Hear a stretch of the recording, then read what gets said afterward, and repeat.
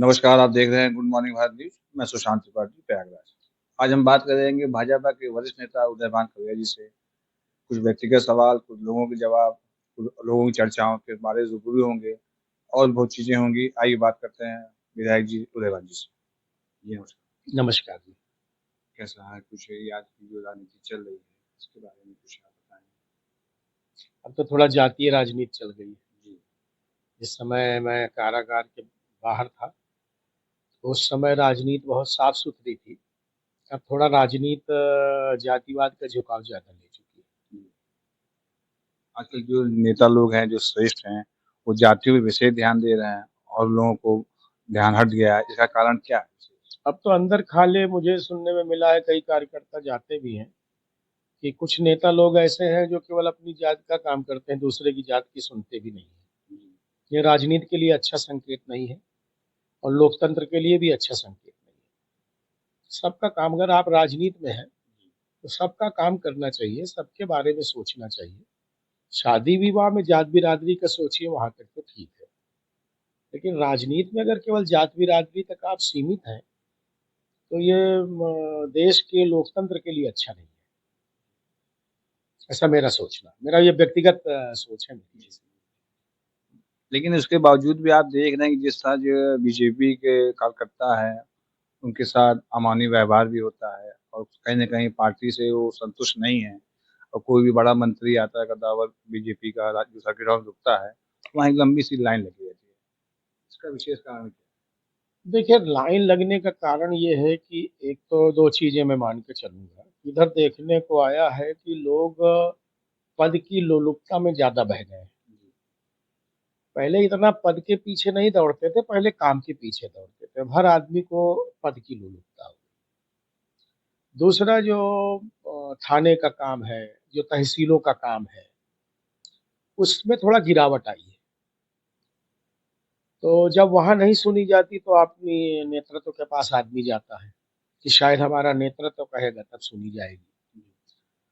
तो जो ये सरकारी विभाग है, अगर ये अपना काम सही तरीके से करें, तो मुझे लगता है कि नेताओं के पास इतनी ज़्यादा भीड़ इसको लेके नहीं होगी, क्योंकि मैं भी देखता हूँ कि ज़्यादातर जो विषय आते हैं, वो तहसील और थाने से ही संबंधित आते हैं। तो थोड़ा-सा ये इस अमले को अपने काम के प्रति रुचि लेनी पड़ेगी, आवश्यक है ये। लेकिन बहुत से ऐसे बीजेपी नेता हैं जिनकी अधिकारी भी नहीं सुनता है, उसकी शिकायत करते हैं वो। हो सकता है कि कुछ उनका व्यक्तिगत स्वार्थ रहता हो जिसको अधिकारी ना सुनता हो, तो इस वजह से वो शिकायत करते हो। मैं किसी पद पे भी नहीं हूँ, इस समय तो मैं किसी पद पे नहीं हूँ। ठीक है, कभी विधायक था, सचेतक था विधानमंडल का, कोऑपरेटिव का था, ठीक है, नेता तो था। लेकिन मैं तो किसी अधिकारी को कहता हूँ और जनता की बात कहता हूँ, तो मेरी तो भाई सुनते हैं।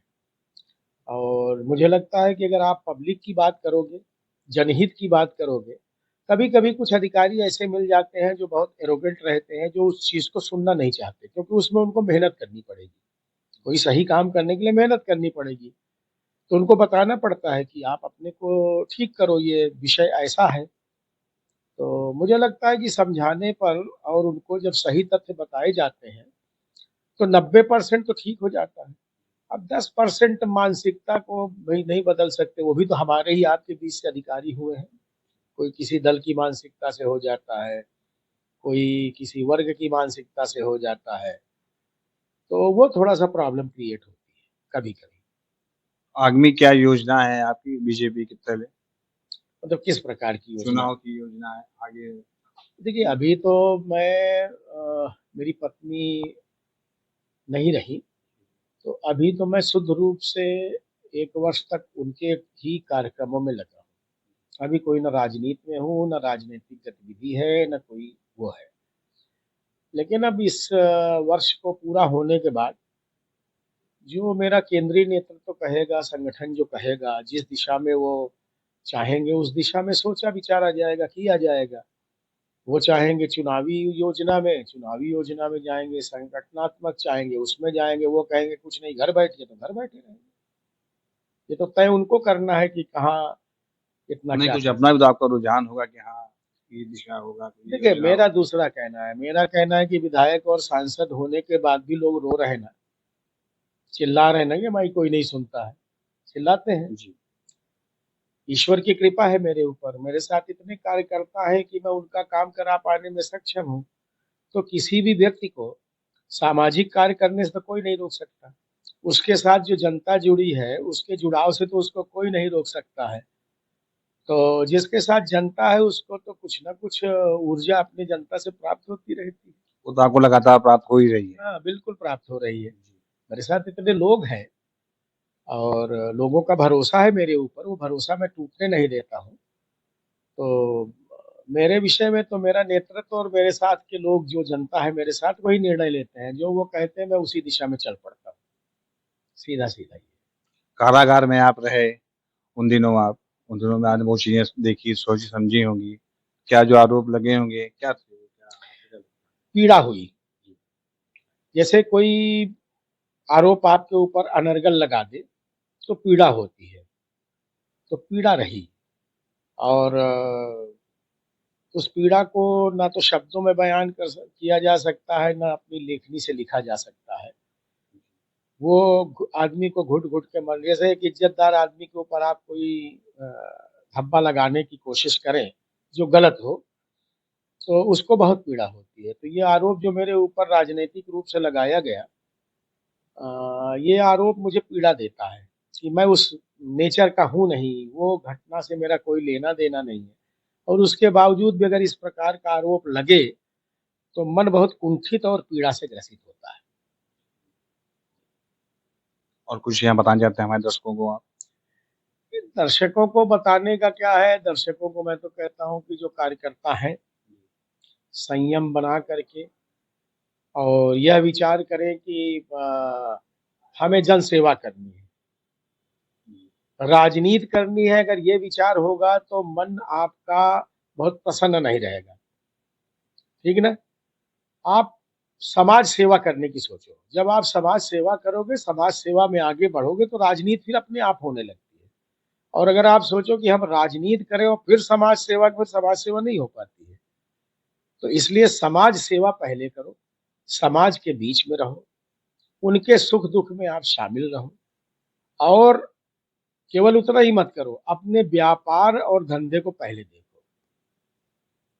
एक हमारे यहाँ गाँव में कहावत है कि जब घर से कुछ खा के निकलो, तो दुनिया पूछती है कि कुछ खाएँगे क्या? जी। अगर घर से खाली पेट निकलो तो फिर दिन भर कोई नहीं पूछता है, आदमी भूखा ही रह जाता है। तो कम से कम आपकी कमाई हो, आपका व्यापार हो, आपका कुछ आर्थिक स्थिति ठीक रहे, तो हर आदमी आपको सामाजिक कार्य में भी और राजनैतिक कार्य में भी बहुत इज्जत की नज़र से देखेगा। और अगर उसके दिमाग में आ गया कि इसके पास कुछ भी नहीं है, तो आपको थोड़ा ऐसी दृष्टि से देखेगा कि यार चंदा माँगने आ गया क्या? तो वहाँ इज्जत धुलती है। तो इसलिए पहला काम व्यापार। व्यापार से आप जो समय फुर्सत पाइए, वो समय लगाइए आप सामाजिक सेवा में, एक-दूसरे के दुःख को हरने में और उससे भी जब फुर्सत पाइए तब राजनैतिक चर्चा पे आइए। पहली प्राथमिकता राजनीति में, पहला व्यापार, दूसरा सामाजिक सेवा, तीसरी राजनीति। मैं तो नौजवानों को यही कहता हूँ कि आप इसी दिशा में चलो, आप कभी भी असफल नहीं होंगे, सफलता आपके कदम छूएगी। आपके जो राजनीतिक गुरु थे हैं अभी डॉक्टर जोशी जी, तो उनसे क्या आपको जो है मिला प्रेरणा मैं मिली? तो देखिए अभी भी महीने 15 दिन, 20 दिन में एक बार उनके यहाँ ज़रूर जाता हूँ। 2-3 घंटा उनके साथ बैठता हूँ और कुछ न कुछ उनसे प्राप्त करता हूँ। बड़े वरिष्ठ व्यक्ति हैं, ज्ञान का भंडार है, राजनीति का भंडार है, कोई भी विषय ऐसा नहीं जो उनसे अछूता हो। और उनके साथ आप बैठ जाइए, कुछ भी मत बोलिए, केवल उनकी सुनते रहिए, उनके विचारों को सुनते रहिए, तो आपको कुछ न कुछ ऊर्जा प्राप्त होगी और कुछ न कुछ समाज में अच्छा काम करने की प्रेरणा मिलेगी। तो मुझे तो उनसे प्रेरणा मिलती रहती धन्यवाद आपका।